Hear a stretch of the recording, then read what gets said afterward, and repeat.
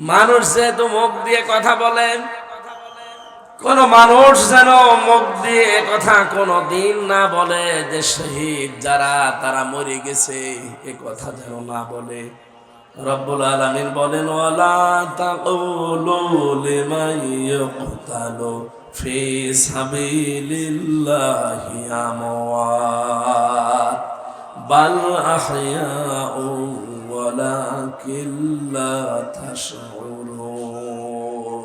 এই কথা বলেন কেন? এদিকে তাকান।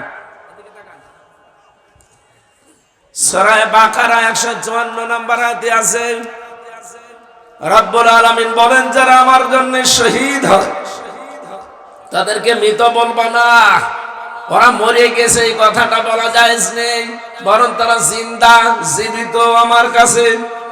তোমরা টের পাও না তাই? মানুষ কথা বলে কি দিয়ে?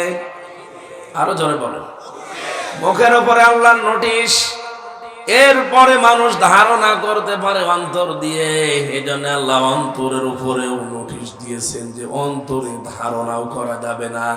ওয়ালা তাহসাবান্নাল্লাযীনা কুতিলু ফি সাবিলিল্লাহি আমওয়াতা বাল আহইয়াউন ইনদা রাব্বিহিম ইরযাকুন।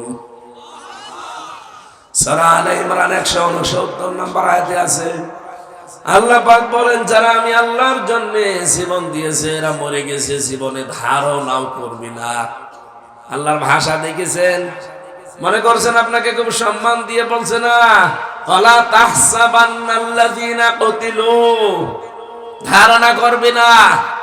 একজন দুইজন না, কেউ ধারণা করবি না।